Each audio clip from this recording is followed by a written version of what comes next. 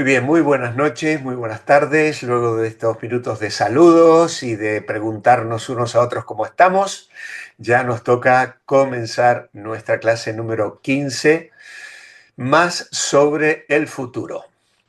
Dios mediante, la próxima semana, el viernes comenzamos el retiro de la Iglesia Revive, por lo tanto no podremos tener esta clase en día viernes. Intentaré hacerla el jueves, pero no os prometo nada, ¿vale? Porque al ser el fin de semana con el retiro, hay mucho trabajo extra, cosas diferentes que preparar y tal. Entonces, os intentaré avisar el miércoles a ver si he podido preparar y dispongo de tiempo. Estoy recabando preguntas que me están haciendo a lo largo de la semana. Y si veo que realmente vale la pena dedicar una clase más, sería la número 16 al nivel 2, como lo hicimos ya hace 3 años, pues vamos a intentar hacerlo el próximo jueves en este caso. Pero no os lo prometo, ¿vale? Eso queda pendiente, porque además al finalizar el nivel tengo el trabajo extra de preparar los certificados de finalización de curso y esta vez los alumnos se han multiplicado, así que tengo muchísimo trabajo por delante, ¿vale? Muy bien, pues vamos a dar gracias al Señor por la oportunidad que nos da nuevamente, pedir su bendición para poder entrar en el tema de hoy. Amado Padre, gracias queremos darte otra vez por esta oportunidad de reunirnos en tu nombre y tratar estos temas, Señor, tan interesantes para nosotros. No queremos mirarlos por mera curiosidad, pero la palabra de Dios nos dice que hacemos bien en considerar los tiempos, las ocasiones, en prestar atención a la profecía que como una antorcha alumbra en lugar oscuro, decía el apóstol Pedro en su segunda carta. Y tú la has dejado en tu palabra, Señor, para incentivarnos, para desafiarnos, para que estemos expectantes, para que vivamos en el contexto de una perspectiva que nos santifica y que nos ayuda a vivir entregados a ti, esperando la venida del Señor y deseando, Señor, ese encuentro eternal. Por eso, Padre, pedimos tu bendición ahora al mirar este tema, que podamos hacerlo con humildad y discernimiento espiritual. Ayúdanos, Señor, y que tu Espíritu Santo alumbre nuestra mente y corazón. Lo pedimos en el nombre del Señor Jesucristo. Amén. Amén. Muy bien, hermanos. Pues entonces vamos a compartir la pantalla, como cada día, compartir también el sonido y entonces aquí estamos. Muy bien. Vamos a mover para este costadito y aquí estamos en nuestro paso número 15, más sobre el futuro. Muy bien. La segunda venida de Cristo, en contraste con el rapto, donde Cristo viene en forma invisible para llevarse a su iglesia, la Biblia también habla de la segunda venida de Cristo. Ya hemos compartido algo acerca de esto la semana pasada. Hemos visto que el rapto se va a producir con ciertos sonidos y órdenes especiales de un arcángel y la presencia misma del Rey de Reyes y Señor de Señores que viene a nuestro encuentro.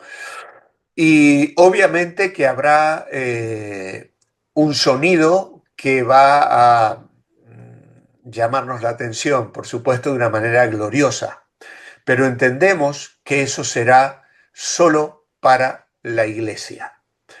La segunda venida de Cristo, como vamos a estar mirando ahora, es un evento diferente, es un evento abierto y que las naciones todas del mundo van a poder reconocer también. Dice al final de la tribulación, cuando el mundo esté a punto de destruirse, porque la situación ha llegado ya a un clímax que ya no podemos casi describir. Cristo vendrá en forma visible para juzgar al mundo y establecer su reino de 1000 años en la tierra. La primera pregunta en nuestro manual es: ¿quiénes verán la segunda venida de Cristo a la tierra? Y la respuesta está allí en Apocalipsis capítulo 1 y versículo 7, donde el apóstol Juan dice: he aquí que viene con las nubes, y todo ojo le verá, y los que le traspasaron, y todos los linajes de la tierra harán lamentación por él. Sí, amén. Por lo tanto, la respuesta es muy clara.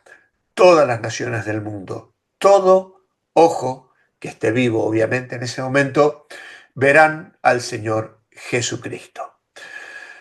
Dice también que vendrá, dice, con las nubes. Esto hace eco de la promesa escrita por Daniel. En el capítulo 7 y el verso 13, el profeta Daniel dice: miraba yo en la visión de noche, y he aquí, con las nubes del cielo venía uno como un hijo del hombre. Este hijo del hombre viene con las nubes del cielo, pero no se trata de nubes comunes, sino que son nubes de gloria. En el Antiguo Testamento, Dios se manifestó muchas veces en medio de una luz potente e incandescente, conocida como la Shekinah, o nube de gloria. ¿Recordáis esa nube que descendía sobre el tabernáculo?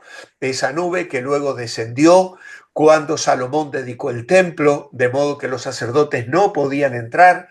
Esa nube que contempló Ezequiel cuando Dios le manda salir del templo por la corrupción tremenda de los ancianos de Israel, esa nube que luego regresa al nuevo templo, a ese templo milenial que también describe el libro de Ezequiel. Ahora, esta nube nadie podía verla del todo sin antes morir. Nos dice en Éxodo capítulo 33 y versículo 20, Dios le dijo a Moisés: no podrás ver mi rostro porque no me verá hombre y vivirá. Pero sí esa gloria revestida de esa nube que de día les cubría y les daba sombra para que ellos pudiesen avanzar en el desierto, y que también reposaba luego sobre el tabernáculo. Esta gloria divina se verá por completo cuando el Señor Jesucristo regrese. Y Mateo también lo describe. En el capítulo 24 y el versículo 29 dice: inmediatamente después de la tribulación de aquellos días, el sol se oscurecerá, la luna no dará su resplandor, y las estrellas del cielo, dice el verso 29, caerán, y las potencias de los cielos serán conmovidas. Y el verso 30 agrega: aparecerá la señal del Hijo del Hombre en el cielo, y lamentarán todas las tribus de la tierra, y verán al Hijo del Hombre viniendo sobre las nubes del cielo con poder y gran gloria. En las imágenes que puse esta mañana en el devocional, ya que algunos lo habéis comentado, son unas visiones del atardecer. Primero del amanecer, aquí en Bueu, donde nosotros vivimos, y luego del atardecer. Y hay unas nubes allí con el sol detrás que yo muchas veces las miro y digo: así será cuando venga el Señor. Pues no serán esas nubes a veces algo oscurecidas por el sol que está detrás, sino que será una gloria resplandeciente. En el capítulo 25, versículo 31 de Mateo, dice: cuando el Hijo del Hombre venga en su gloria, todos los santos ángeles con él, él se sentará en su trono de gloria. Así que Juan anuncia la venida de Jesucristo a la tierra, como hemos acabado de decir. Esto está descrito en Mateo 24 y también en Marcos capítulo 13, que es, diríamos, el pasaje paralelo a Mateo 24, y también en Lucas 21. La segunda venida de Cristo entonces será visible, será victoriosa. Todos lo verán llegar y todos sabrán que es Jesucristo. dice Marcos, verán al Hijo del Hombre, que vendrá en las nubes con gran poder y gloria. Y derramarán lágrimas de arrepentimiento genuino por lo que hicieron a su Mesías. En profeta Zacarías, en el capítulo 2 y verso 10 dice, y derramaré sobre la casa de David y sobre los moradores de Jerusalén espíritu de gracia y de oración, y mirarán a mí, a quien traspasaron, y llorarán como se llora por hijo unigénito, afligiéndose por él como se aflige por el primogénito. Y esto es precisamente lo que dice el apóstol Juan. He aquí que viene con las nubes y todo lo ojo le verá, y los que le traspasaron y todos los linajes de la tierra harán lamentación por él.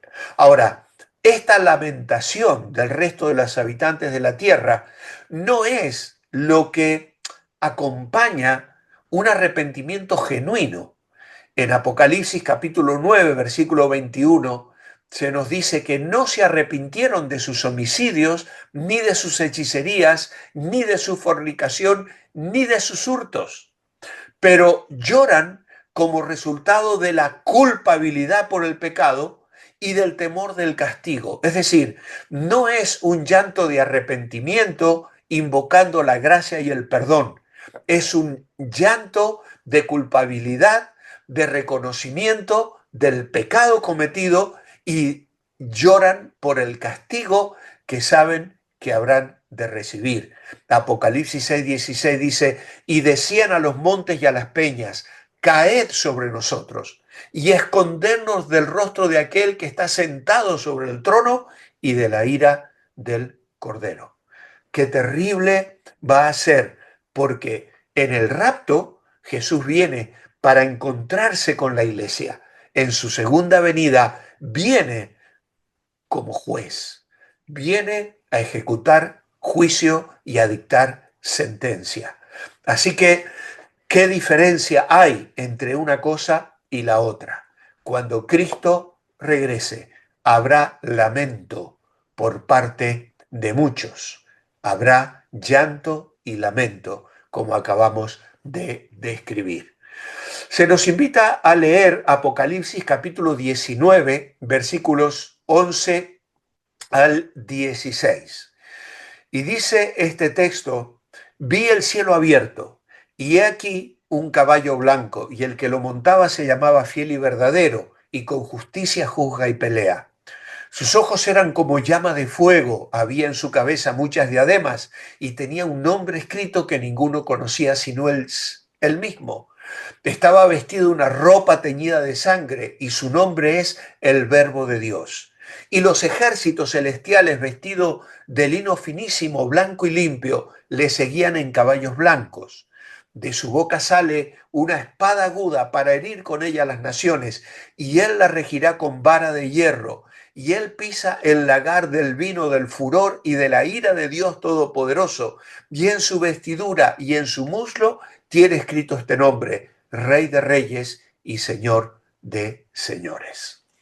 Así que vemos en el punto 3 que viene con justicia para juzgar y viene también para reinar. Esto lo encontramos descrito allí de una manera muy clara en el versículo 11. Con justicia juzga y pelea. Viene llamándose fiel y verdadero. Hay aquí también un cielo abierto. Aquel que ascendió al cielo, recordáis cómo los discípulos se quedaron mirándolo en Hechos capítulo 1, cuando le habían preguntado, Señor, ¿restaurarás el reino a Israel? Y dice que el Señor les dijo, no os toca a vosotros saber los tiempos que el Padre dispuso en su sola potestad. Dice que fue alzado y le recibió una nube que le ocultó de sus ojos. Y estando con los ojos puestos en el cielo, unos varones les dijeron con vestiduras blancas, varones galileos, ¿qué estáis mirando al cielo? Este mismo Jesús que ha sido tomado de vosotros, así vendrá como le habéis visto ir al cielo. Por lo tanto, Él asciende al cielo y se sentó a la diestra del Padre. En Hebreos capítulo 8 y verso 1 dice, el punto principal de lo que venimos diciendo es que tenemos tal sumo sacerdote que se sentó a la diestra del trono de la majestad en los cielos. Esto está en Hebreos 8.1. En el capítulo 10, verso 12, también lo dice, que habiendo ofrecido una vez para siempre un solo sacrificio por los pecados, se ha sentado a la diestra de Dios. Así que si te preguntas dónde se encuentra hoy el Señor Jesucristo, la Biblia nos lo dice claramente. En Primera de Pedro, capítulo 3, verso 22 dice que habiendo subido al cielo está a la diestra de Dios, y a él están sujetos ángeles, autoridades y potestades. Desde ese cielo volverá para arrebatar la tierra del usurpador y establecer su reino.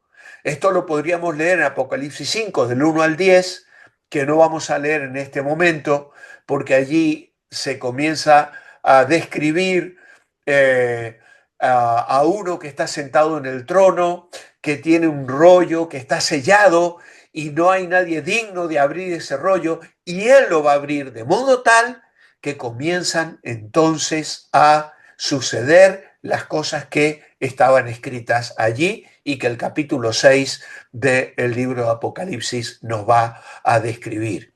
Así que la naturaleza de este acontecimiento muestra lo mucho que difiere del arrebatamiento, en el cual el Señor se reúne con los suyos en el aire. Aquí viene con ellos a la tierra. Por eso se describe aquí a aquellos ejércitos celestiales vestidos de lino finísimo, blanco y resplandeciente, que es una vestidura que, como dije la semana pasada, está relacionada con aquellos que han sido redimidos, con aquellos que han recibido como Josué, el sumo sacerdote, en la visión también del profeta Zacarías, pues recibe unas vestiduras limpias, santas, inmaculadas. Así que con él vendremos a la tierra. En el arrebatamiento no hay juicio, mientras que en este suceso, en esta segunda venida, todo es juicio. Y este acontecimiento es precedido por una oscuridad densa, ocasionada por la merma del sol, la luna se apaga, los astros caen, el humo, hay una irrupción con relámpagos y la gloria deslumbradora y fulgurante que acompaña la venida de Cristo. Estos detalles no se incluyen cuando el Señor habla del arrebatamiento en Juan capítulo 14, versículos 1 al 3, cuando dice, vendré y os tomaré a mí mismo, y en 1 Tesalonicenses 4, versículos 13 al 18, cuando subimos para encontrarnos con el Señor en el aire. Por lo tanto, amados hermanos, aquellos hay quienes pensamos que esto estará separado por un lapso que aquí sobre la tierra va a ser un tiempo de ira y de juicio llamado la gran tribulación. Hay quienes piensan que no, que el arrebatamiento es algo simultáneo, que subimos y descendemos con el Señor, sea como sea, antes, en medio o después. No vamos a perder tiempo discutiendo sobre esto, pero sí lo tenemos claro. Son dos eventos separados. Nosotros no esperamos juicio, nosotros esperamos al Señor. Esperamos la venida de Cristo por la iglesia. Vendré otra vez y os tomaré a mí mismo. Él viene a encontrarse con nosotros. Su venida en el arrebatamiento no es en un caballo blanco. En las procesiones triunfales de los romanos, el general victorioso cabalgaba en un corcel de guerra blanco por la vía sacra hasta llegar al templo de Júpiter en la colina capitolina. La primera venida de Jesús fue en humillación y entró en Jerusalén montado sobre un burrito, un pollino. La visión de Juan lo presenta como el conquistador montado sobre su caballo de guerra que viene a destruir a los malvados, derrocar al anticristo, derrotar a Satanás y tomar el control de la tierra. Fiel y verdadero, fiel a su palabra. Él volverá a la tierra, como lo prometió en Mateo 24, versículos 27 al 31. con justicia, nos dice aquí, juzga y pelea. Y esta frase que aparece solo aquí en Apocalipsis 2:16 sirve para representar la ira santa de Dios contra los pecadores, porque la paciencia de Dios se agotará con la humanidad pecadora y rebelde.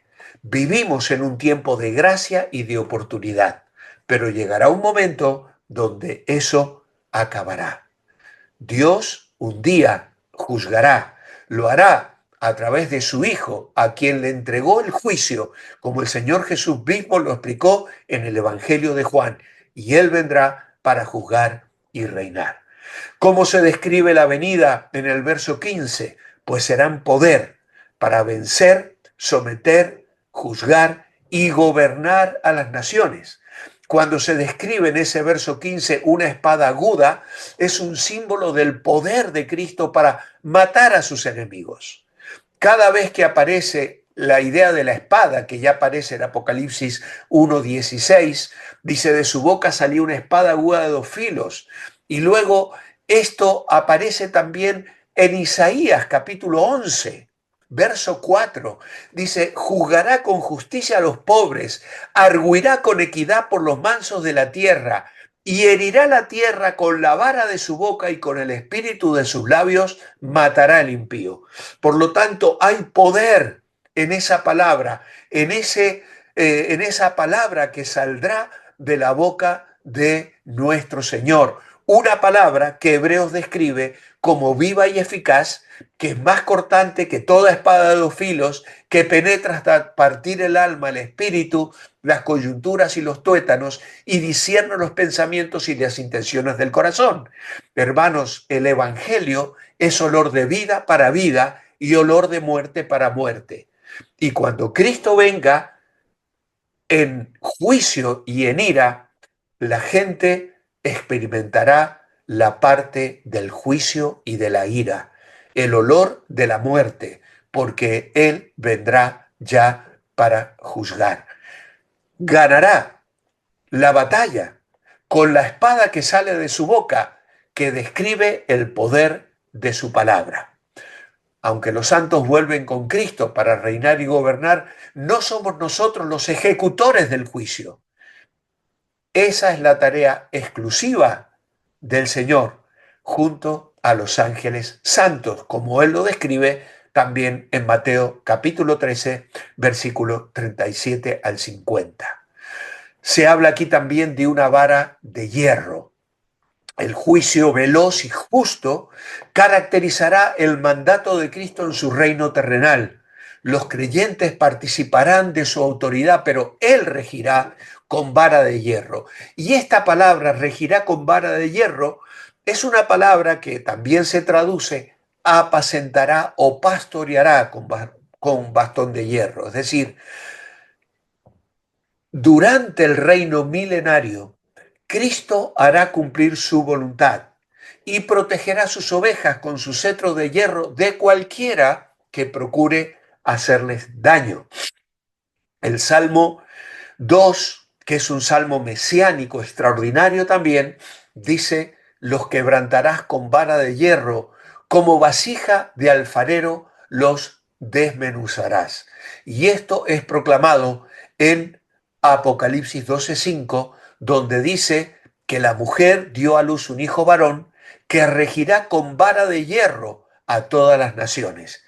Y su hijo fue arrebatado para Dios y para su trono, porque en Apocalipsis 12 tenemos un anticipo o una descripción muy extraña de lo que sucedió en el pesebre, en Belén, cuando el Señor Jesucristo nació. Y el dragón estaba esperando para arrebatar el niño, ¿vale? Y como le fue arrebatado para Dios, pues el dragón se dedicó a perseguir a la mujer.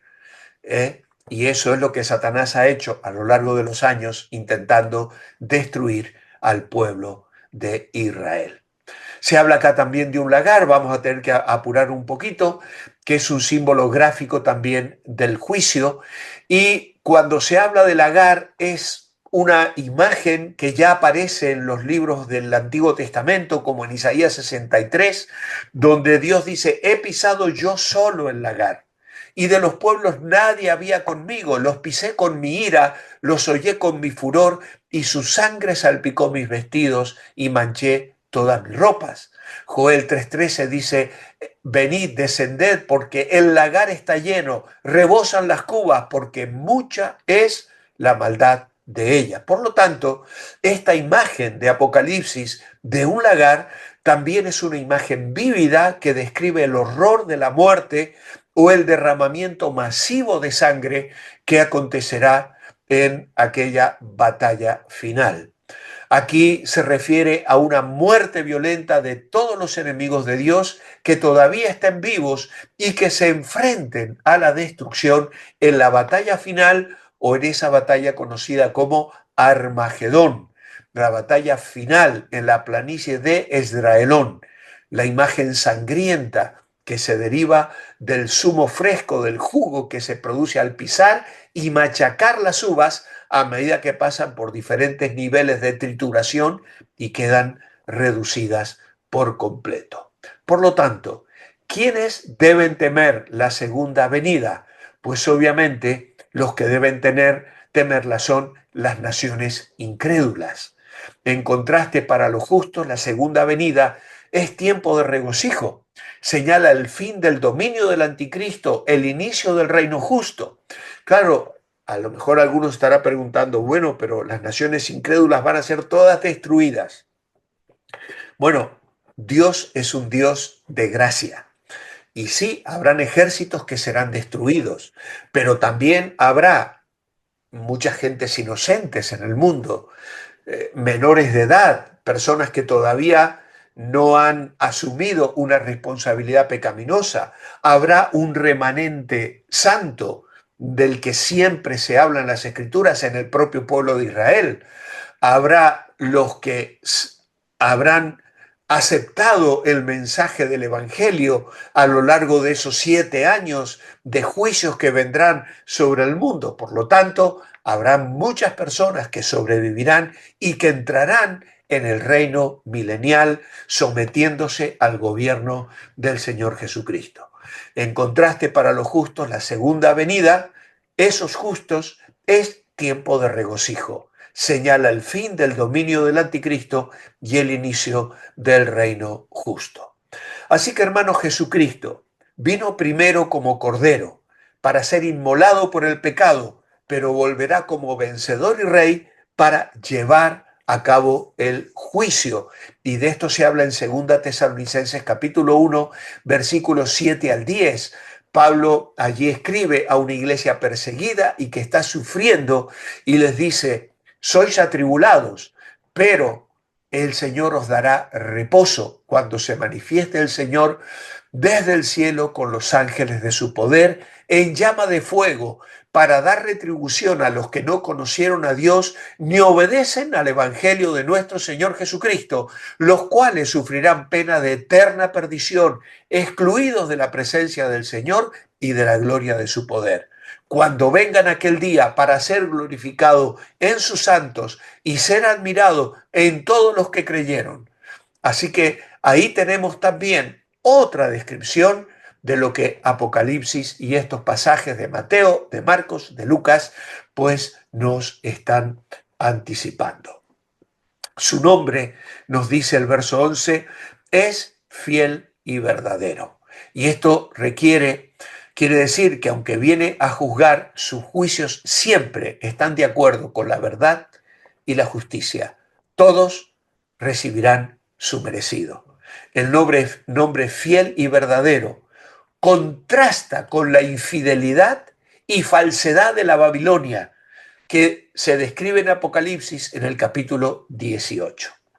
Y la palabra amén, también, que se utiliza en diversos lugares, es una expresión bíblica común que implica certeza y veracidad digna de confianza. Él es el testigo fiel y verdadero, el amén, el digno de toda confianza como testigo fehaciente de la verdad de Dios. El versículo 16 que hemos leído llama a Cristo Rey de Reyes y Señor de Señores. Dice que en su vestidura y en su muslo tiene escrito este nombre. Cristo viene para establecer su reino perfecto en la tierra. Será rey sobre toda la humanidad, pero tiene que juzgar la maldad primero para que triunfe la justicia en su reino. Este título indica la soberanía. Gran parte del mundo está adorando al anticristo, al que cree que tiene todo el poder y la autoridad. Pero Cristo viene del cielo cabalgando con su ejército de ángeles y de redimidos, el Rey de Reyes y Señor de Señores, y su entrada marca el final de los poderes falsos. Así que en resumen, al final de la tribulación, Cristo vendrá a la tierra para cumplir con dos propósitos: juzgar y reinar.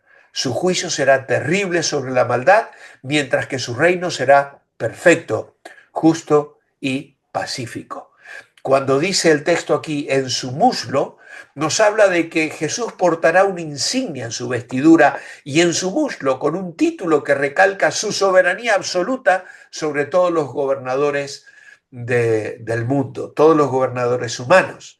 Dice allí que pelearán, y esta es una referencia a la batalla de Armagedón, en que el Cordero destruirá por completo a los reyes.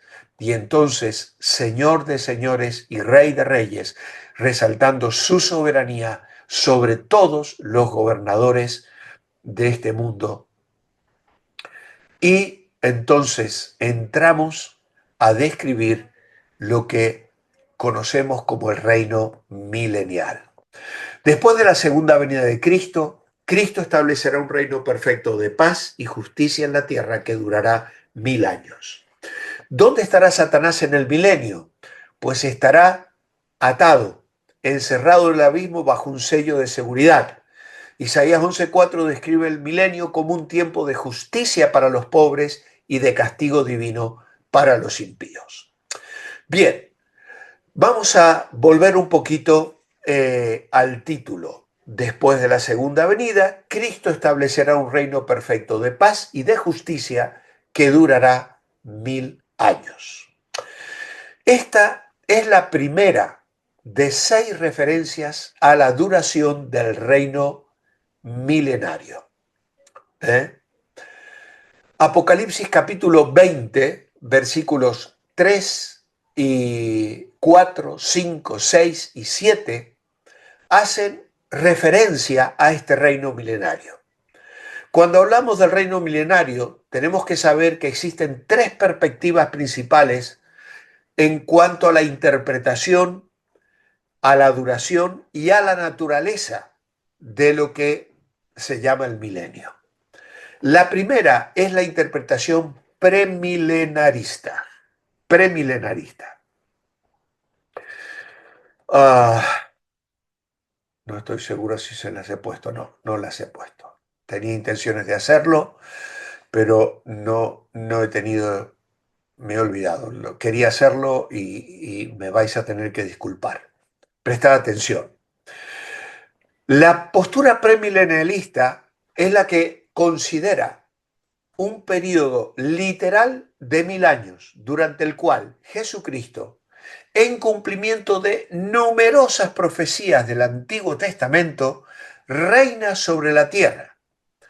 Yo tengo, comienzan estas profecías en el segundo libro de Samuel, capítulo 7, donde Dios le promete a David un reino para siempre de su descendencia.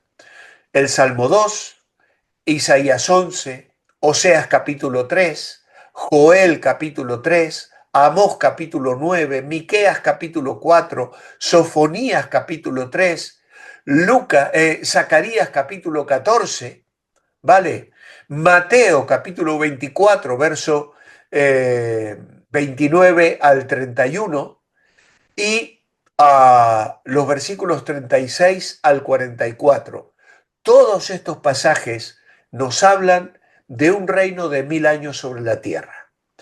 El uso de los mismos principios generales de interpretación en pasajes proféticos y no proféticos conduce de una forma natural al premilenarismo.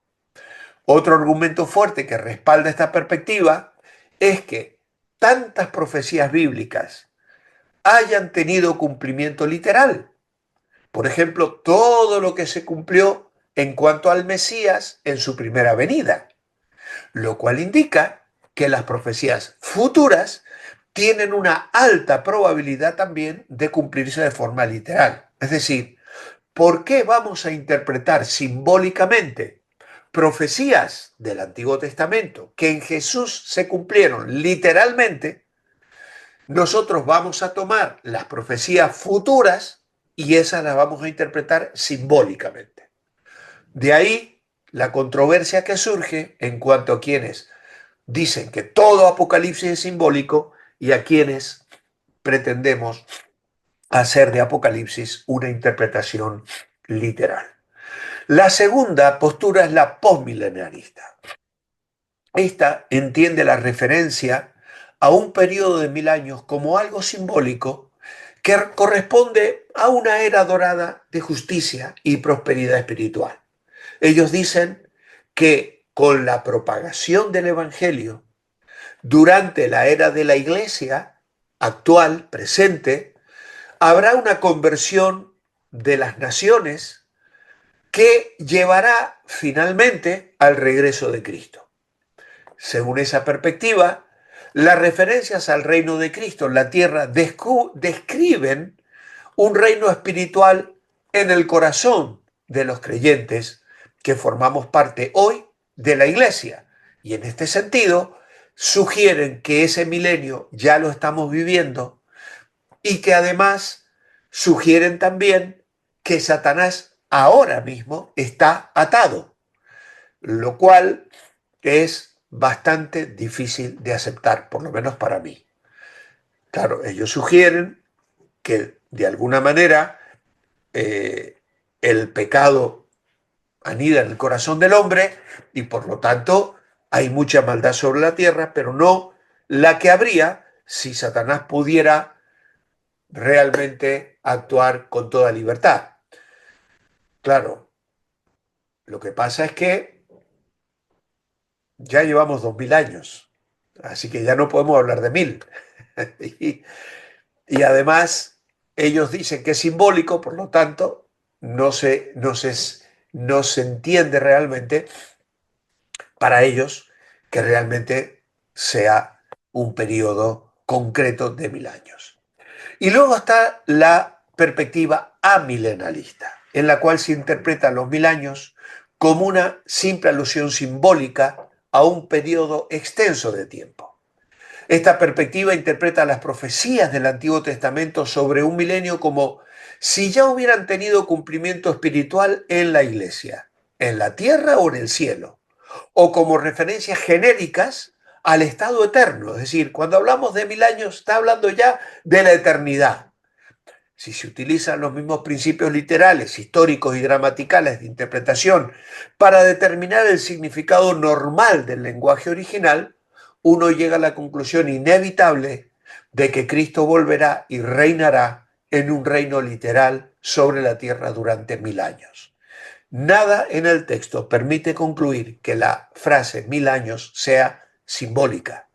En las escrituras nunca se usa la palabra año junto a un número que no corresponda al significado literal de una medida de tiempo que sea realmente cronológica.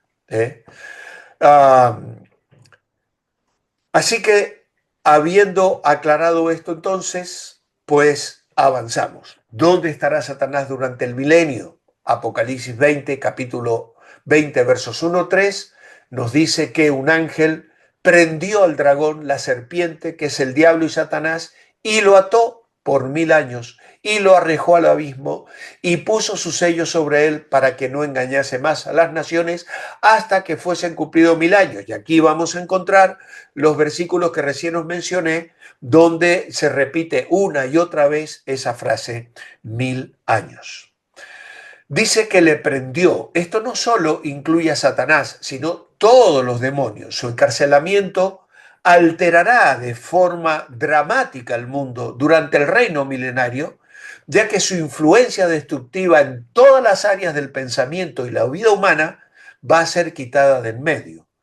Este dragón, asemejado a Satanás con un dragón, recalca su ferocidad, recalca su crueldad, como la hemos descrito recién en Apocalipsis 12, donde dice que el dragón quería eh, arrebatar al niño que la mujer iba a dar a luz, y también se le llama la serpiente antigua, que es una referencia a la primera aparición de Satanás, donde en el huerto del Edén, en Génesis 3, donde logró engañar a Eva, y que luego Pablo la llama así en 2 Corintios 11 y en 1 Timoteo 2:14, refiriéndose a el diablo y Satanás. Isaías 11:4 describe el milenio como un tiempo de justicia para los pobres y de castigo divino para los impíos. Así que el gobierno del Señor en este sentido estará caracterizado por la justicia y la equidad. No juzgará según las apariencias, puesto que sabrá lo que hay en el interior del hombre. En un sentido, Jesús dispuso ya en ocasiones. De eso dice Juan 2:15, que no había necesidad de que nadie le diese testimonio del hombre, pues él sabía lo que había en el hombre, ¿no? El Señor Jesús en varias ocasiones, por ejemplo, cuando sana al paralítico, dice que supo lo que los fariseos decían: ¿quién es este para perdonar pecados?, ¿no? Así que en varias ocasiones el Señor usó ese discernimiento espiritual y esa capacidad que él tenía, aunque no siempre lo hizo, ¿no? Ahora, no decidirá por lo que sepa de oídas, no tendrá que recurrir a informaciones de segunda mano, como le ocurre a los gobernantes de este mundo. Él estará ceñido de justicia y de fidelidad. Serán para él el ceñidor de honor y cinturón de fortaleza. No habrá nadie que se le oponga ni le resista cuando haga justicia a favor de los necesitados, de los oprimidos, de los mansos de la tierra. Las dos últimas frases del versículo 4 están construidas de una manera realmente hermosa, que no nos vamos a detener en esto, lo voy a pasar por alto. Pero el texto allí dice, bueno, lo vamos a dejar esto y vamos a seguir con el punto 10, porque si no nos enredamos demasiado. El punto 10 dice: habrá paz, morará el lobo con el cordero. Y esto está en Isaías 11:6.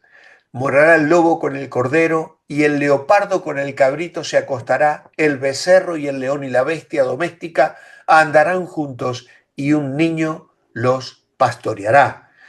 Y agrega otra frase preciosa de este capítulo 11 de Isaías, donde dice el verso 9 que la tierra será llena del conocimiento de Jehová, como las aguas cubren el mar. No habrá maldad, porque la tierra será llena de este conocimiento del Señor. Así que durante el reinado, estos 1000 años, habrá paz y tranquilidad. La paz, como un cúmulo de todos los bienes, se cifra especialmente en dos bienes fundamentales, nos dice Matthew Henry en uno de sus comentarios. Dice: la unidad y la concordia descrita en los versículos 6 y 7, hasta el punto de que el lobo morará con el cordero.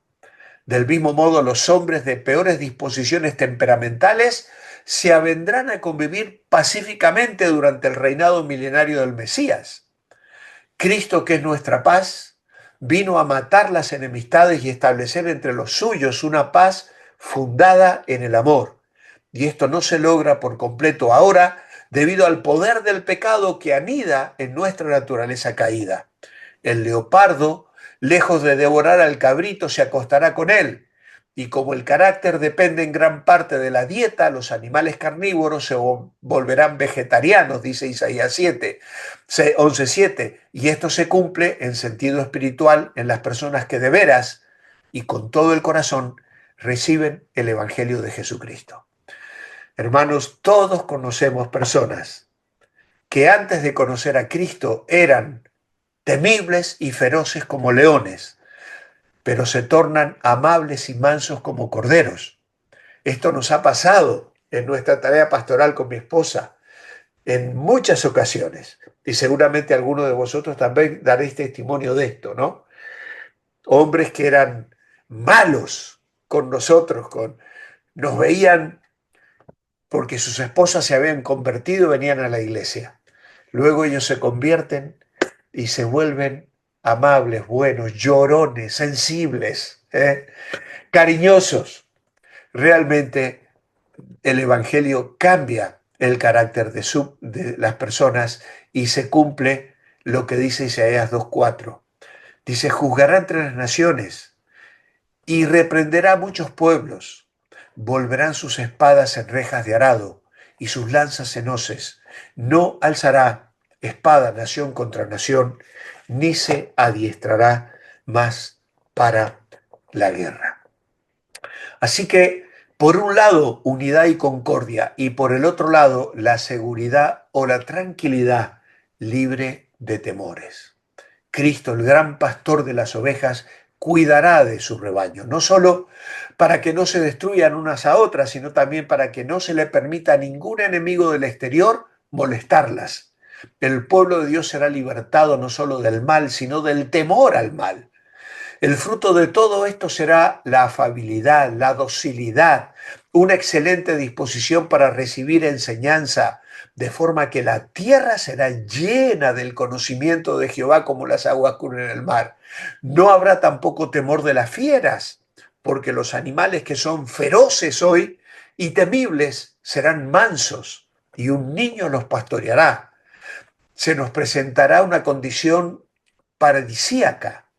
El áspid y la víbora ya no tendrán ponzoña, de manera que los padres podrán permitir a sus niños pequeños jugar impunemente con ellos, donde antes había engendro de víboras, ahora habrá generaciones de santos. ¿Qué va a ser el milenio? Algo realmente maravilloso. Luego tenemos que hablar de lo que se llama el tribunal de Cristo, el juicio de las obras de los cristianos. Segunda Corintios capítulo 5 versículos 9 y 10 dice, por tanto procuramos también, ausentes o presentes, serle agradables, porque es necesario que todos nosotros comparezcamos ante el tribunal de Cristo para que cada uno reciba según lo que haya hecho mientras estaba en el cuerpo, sea bueno o sea malo. Aquí el tema está fuera de cronología. Yo no lo hubiese colocado así.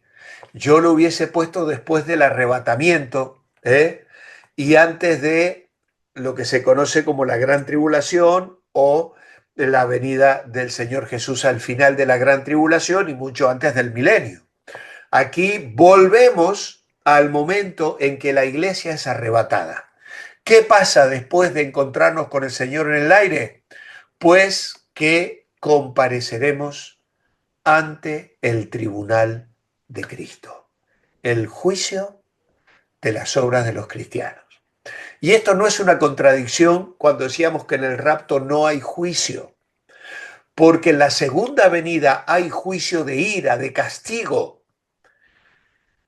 En la segunda venida el Señor viene en ira. El juicio del que nos habla Pablo en 2 Corintios 5 es un juicio de recompensas y es completamente diferente. Dice, Pablo dijo que procuraba agradar al Señor. ¿Por qué? Porque dice el verso 10, todos compareceremos ante el tribunal de Cristo. Y cada uno recibirá según lo que haya hecho mientras estaba en el cuerpo, sea bueno o sea malo. Ahora, la vida eterna, hermanos, es un don gratuito basado en la gracia de Dios. Ya lo hemos hablado muchas veces y si tienes dudas, vuelve a Efesios 2, 8 y 9. Pero cada uno de nosotros va a ser juzgado por Cristo y este juicio nos recompensará por la forma en que hayamos vivido.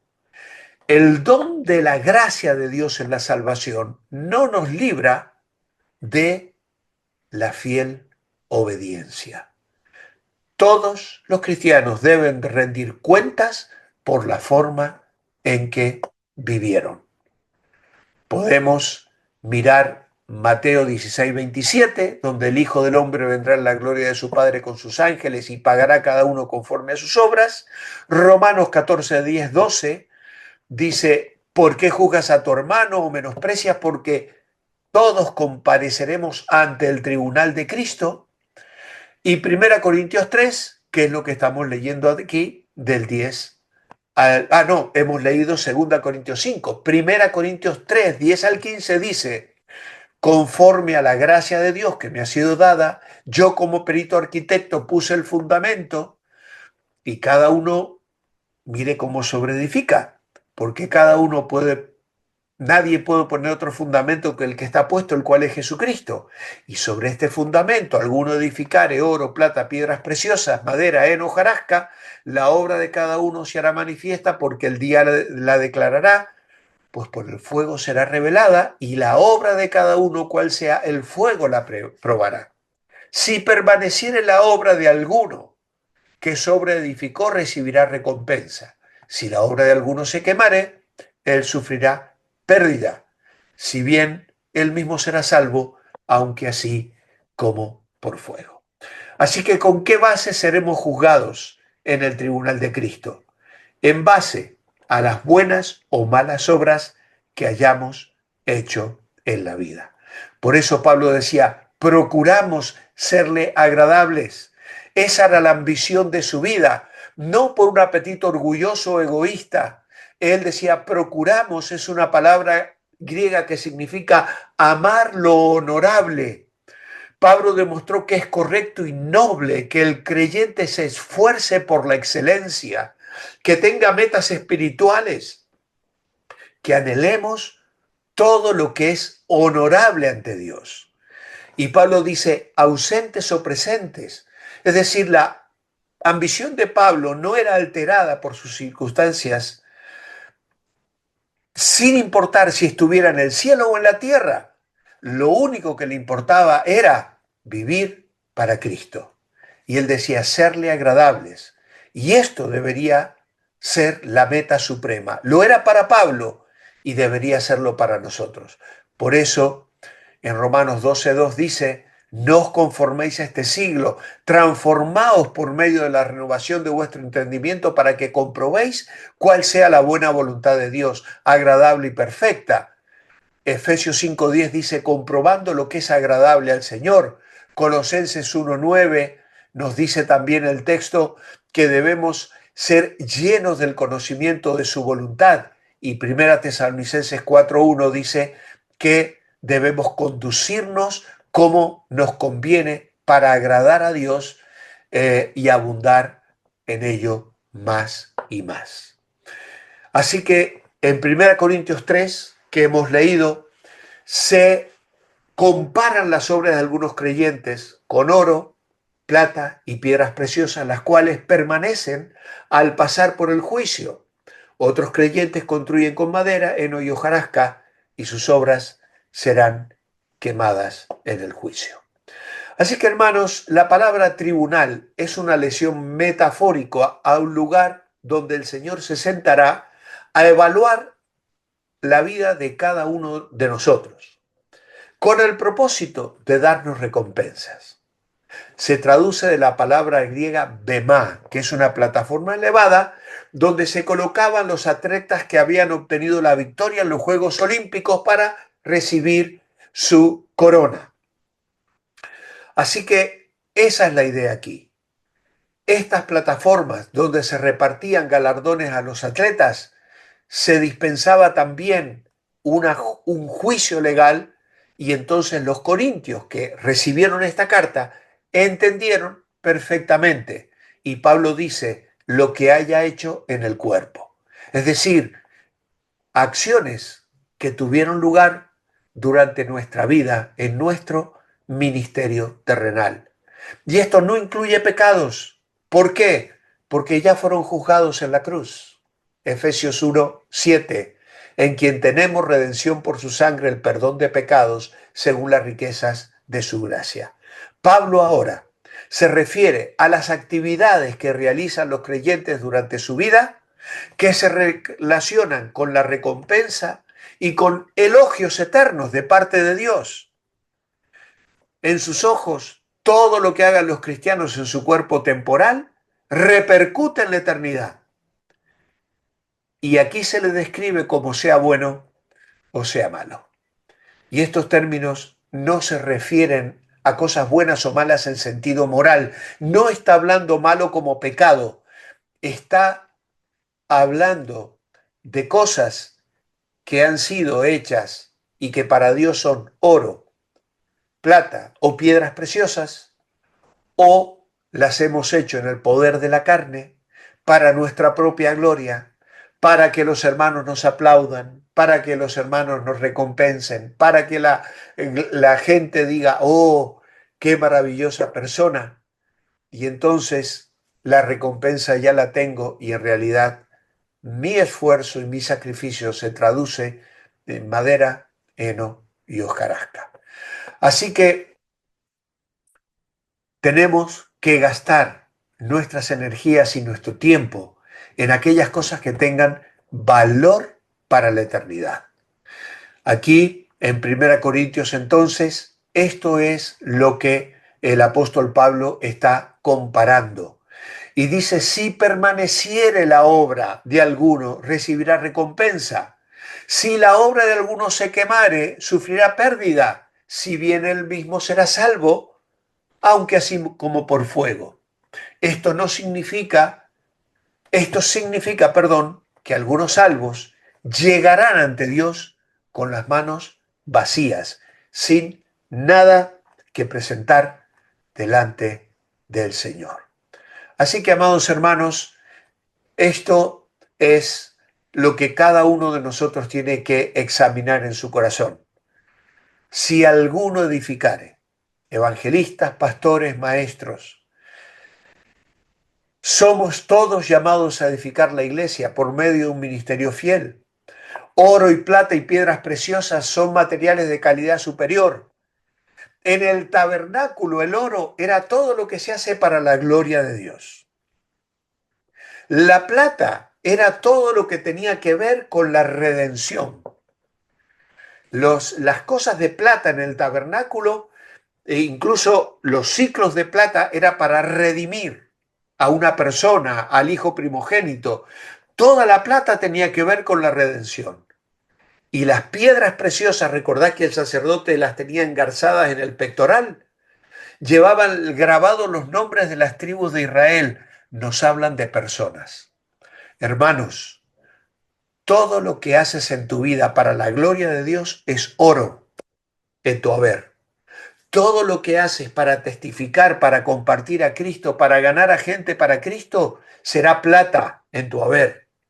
Y todo lo que haces en el servicio al prójimo, sirviendo a hermanos, sirviendo a personas, sirviendo a los hermanos y a la iglesia y a quien el Señor te dé la oportunidad de ayudar y de servir, serán piedras preciosas.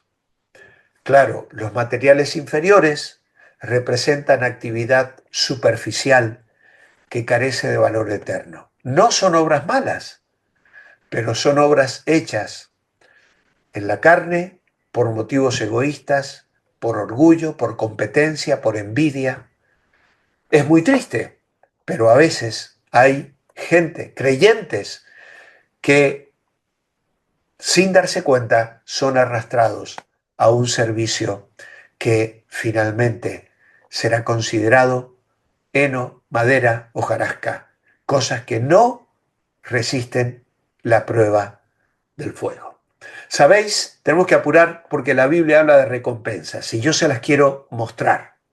Aquí las tenemos. Primero, la Biblia habla de una corona incorruptible. 1 Corintios 9:25 dice, para los que obtengan la victoria sobre el viejo hombre. Una corona incorruptible. Todo aquel que lucha, de todo se abstiene. Es decir, esa vieja naturaleza que lucha queriendo llevarnos al pecado, la vencemos, hay una corona incorruptible. Hay una corona de gozo. Primera Tesalonicenses 2:19, para los ganadores de almas, dice Pablo, ¿cuál es nuestra esperanza, gozo, corona de que me gloríe? ¿No lo sois vosotros delante de nuestro Señor Jesucristo en su venida? Así que la corona de gozo son aquellos que ganan almas para Cristo. Toda persona que hayas ganado para Cristo es una corona de gozo que podrás lucir en la venida del Señor. Corona de vida, Santiago 1:12, para los que resistan las pruebas, dice Santiago 1:12, bienaventurado el que soporta la tentación, porque cuando haya resistido la prueba, recibirá la corona de vida que Dios ha prometido a los que le temen. Luego tenemos la corona de justicia, 2 Timoteo 4:8, para los que aman su venida. Y luego una corona de gloria para 1 Pedro 5:4, para los que apacientan la grey de Dios con buena disposición. Amados hermanos, la inminencia de la venida de Cristo, amar la venida de Cristo. Yo creo que como creyentes tenemos que estimularnos con esto. Tenemos que decir, Señor, ven, ven, Señor, te estoy esperando. No esperamos la gran tribulación, no esperamos al anticristo, esperamos a Jesús. Y Pablo nos desafía a amar esa venida, amar esa venida. Llegados a este punto de la clase, vamos a hacer una pausa y lo vamos a dejar el tema para la próxima semana. Ayer hicimos un repaso muy rápido de estos puntos, pero los hermanos me pidieron que lo repasáramos con más tiempo. Por lo tanto, he decidido cortar el resto de la clase, que ayer se extendió casi media hora más, y dejar el tema pendiente para retomarlo la próxima clase con calma, con tiempo suficiente y poder hablar de este tema, el juicio de los incrédulos en el gran trono blanco, un tema tan serio, tan triste además, y que entiendo necesita una reflexión profunda y ser tratado con detenimiento. Por lo tanto, hasta aquí la lección número 15 y agregaremos una lección número 16, Dios mediante, la semana próxima. Muchas gracias, que el Señor os bendiga.